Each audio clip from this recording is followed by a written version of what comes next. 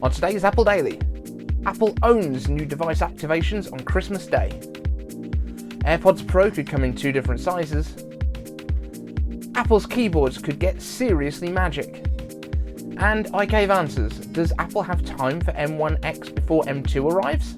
For the latest Apple news, rumors, and leaks, every weekday at 12 UTC. Join us in the iCave. I'm iCave Dave, and I simplify Apple so that everything just works for you. And if you want the latest Apple news, rumours and leaks every weekday at 12 UTC, like this video, hit subscribe and ring the bell so that you don't miss a thing. And if you rang that bell, let me know with hashtag notification squad in the comments so that I can thank you in our next video. If you're old school enough to remember that intro from when we used to be living on iPad, you are an original gangster. Apple owns new device activations on Christmas Day. iPhones were the top 9 phones activated in the US on Christmas Day this year. That's not a typo here. There's a list of 10 top devices, and Apple is all but number 10 of that list. That is crazy. So from top to bottom of the list, it's iPhone 11 as the runaway winner, about 50% ahead of second place, which was the iPhone XR, and then filling out the rest of the list are the iPhone 12 Pro Max, iPhone 12, iPhone 11 Pro Max, the iPhone SE, the iPhone 12 Pro, iPhone 8 Plus, iPhone 8, and in 10th, the LG K30. Weird, no Samsungs or anything. So for a few interesting takeaways here, the iPhone 11 being top of the list may seem surprising, but if you're getting an iPhone for Christmas, it's most likely from your parents. And given its price, brand new, it's actually a pretty good deal right now. iPhone 11 Pro Max, though, isn't even sold by Apple anymore, neither are the iPhone 8 or 8 Plus, so I have a feeling these numbers must include used handsets, not just first-time activations for these devices. As a result, there could be a number of hand-me-downs here in the list where, for example, someone has upgraded their phone and then passed on their previous phone to one of their kids or even a more elderly relative who doesn't need the latest and greatest handset.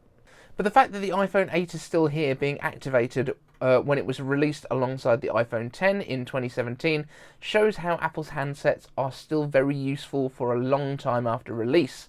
And these will probably still have at least 2 years of software support in them, if not more. Now, this for me disproves many of the haters who say Apple designs their phones to only work for a couple of years, forcing the upgrade. Everyone that said that they slow them down intentionally, all that sort of stuff, it's just not true. People upgrade because they want better cameras and new features, and in the case of the iPhone 12, of course, that brand new design too.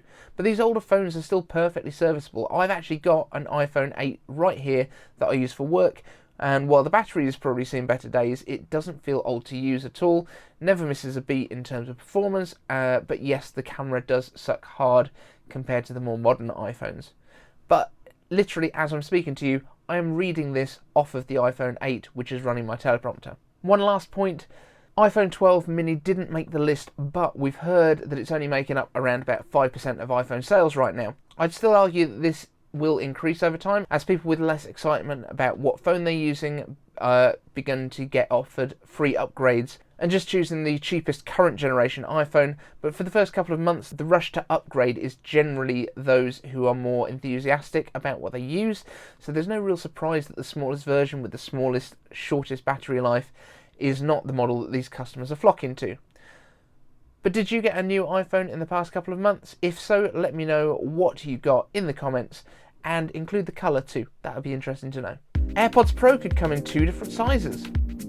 Mr. White on Twitter, at LowByTD, who has a history of pretty accurate leaks, shared alleged parts for the AirPods Pro 2nd generation. From the looks of Mr. White's Twitter, he has had access to a number of prototype products, including old 3GS models, AirPower clear shots of the 20-watt charge bricks, so with clear plastic on the outside instead of white, and a lot more, so it seems he may work in tooling or production at one of Apple's production partners. This particular leak shows SoC housings, but with 2 different length ribbon connectors, which could suggest that either Apple is planning multiple sizes of AirPods Pro, as suggested by some of the news outlets, presumably for people who have drastically asymmetric ears, or possibly that one of these is either from an earlier prototype, or that Apple is planning to use the same SoC enclosures with their AirPods Pro and non-Pro lines, but with just different ribbon cables attached. It could be that the economies of scale would allow for the more powerful chip to be used across the board, with some features simply disabled in firmware or not attached to the sensors they'd need to operate. Just one more musing from myself before we move away from the next generation AirPods. We have heard that Apple is looking to include some form of health data tracking in the AirPods in future, and many have speculated this could be heart rate sensors, but it occurred to me that core temperature tracking would be a perfect fit for the ear. Just like tympanic thermometers that take temperature readings from the ear, AirPods could take periodic measurements that are logged by the health app, creating an accurate baseline for the individual user and alerting you when you have a low or high fever detected, which could be very useful in early detection of infections or sepsis or things like that. Now, if only there was a need to identify contagious diseases early these days, that could be quite the killer feature. In all seriousness though, as the father of a child undergoing cancer treatment, temperature is so helpful in identifying issues early. Apple's keyboards could get seriously magic. Apple has been granted a patent for what might be a keyboard truly worthy of the magic name. The patent details a keyboard with individual displays built into each key, allowing the layout to be changed on the fly for different use cases. These displays could make use of a number of different display technologies. However, OLED would most likely be the most appropriate to remove the need for any sort of backlight. The use of a reconfigurable keyboard like this could remove the need for localized versions of Macs with different keyboard layouts. Simply by choosing your location and preferred keyboard layout when setting up the Mac, it would be perfect for your needs. Not just this, but the keys could change contextually. For example, when using Final Cut, changing to tool icons unless you're actually typing titles, in which case the letters will return. For gaming, again, the keyboard itself can show the controls that you need, rather than having to learn specific key bindings for different functions. And it's certainly going to Sherlock those guys that make the kind of covers that go over your keyboard with all the writing on. Of course, we've already seen other reports about glass keyboards and magnetic keyboards that reconfigure a single display with potentially haptic feedback, but this patent is specifically talking about a physical keyboard with moving keys. Now, I believe there have been some mechanical keyboards or smaller keypads out there with similar technology built in, although I don't think anything's been done with the low-profile style of keys like Apple's keyboards. But let me know in the comments if you know of any. iCaveAnswers. So we've got a question coming from Rob Ooh. If the A15 is coming out for iPhone 13 next year, then would it necessarily mean that the M2 is also coming out next year? Then when is there going to be enough time for M1X or M1Z or other M1 variants? Now that's a really interesting question. Obviously everything that we say at this point is speculation. I think we can probably be fairly confident that we are going to get an A15 processor next year for the next generation of iPhones. It's happened every year since the A4 with iPhone 4, so let's just assume that that is true. Now we believe that the M1 is almost identical in terms of performance to what we would have expected the A14X to be for the iPads Pro. So it uses very much the same cores that the A14 uses, it just uses more of them, and then the graphics cores are also expanded, so there's a lot more of those too. So it makes very little sense that Apple would then create the A15 and not use the cores from the A15 to create the M2. This is the beauty of the way that Apple is creating its SoCs right now. They're able to create just a couple of cores, the Ice Storm core, which is their high efficiency core, and the Firestorm core, which is their high performance core, and then they can mix and match those into other chips to create the performance profile that they need and within the thermal envelope of the device that it's going into. So for example, for the MacBook Air, the M1 can run at 10 to 15 watts and give great performance. This is exactly what will happen with the M2. It will use the higher performance chips, but they will be able to run more efficiently because that's what happens generation on generation. So in terms of the M1X, I don't believe that there is going to be an M1Z. I think we're going to get M1 and M1X at least for the foreseeable future.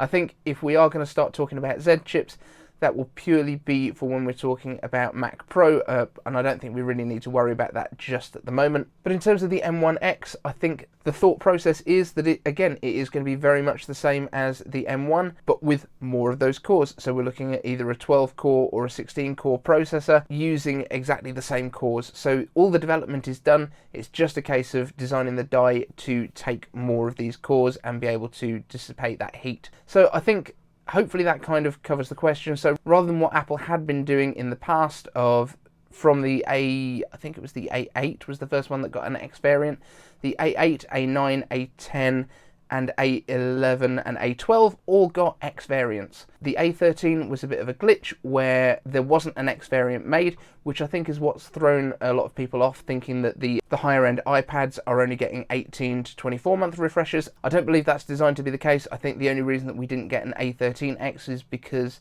the Apple Silicon team were developing what they would need to do to get these M1 chips out there in the first place, along with what will come along with M1X. So I don't think there's going to be any problems in terms of development speed for these things once they've got their kind of template set up from the A15 generation Firestorm and Ice Storm cores. It is pretty much a copy and paste into the die for the larger and higher performance product. Hopefully that makes sense. Hopefully I haven't just babbled, but the architecture is basically done once we get to A14 or A15. I know it's a little bit more complicated than that, otherwise I'd be producing SoCs left, right and centre, but basically when you know what you're doing and you are Apple, that's about as simple as it probably gets. So I do think we're going to be getting our end of year refresh with A15 and M2, and then in March time we will be getting our M2X. Just as this March coming, I expect that we will be seeing the M1X or whatever the naming scheme is for that. So hopefully that answers your question. If you've got a question that you would like me to answer in iCaveAnswers, please just let me know down in the comments. Use the hashtag iCaveAnswers and make sure you join the notification squad so that you don't miss when your question gets answered. Simple as. Love to answer your questions, so let me know down in the comments what you've got for me. Thank you so much for watching, and we'll see you in the next one.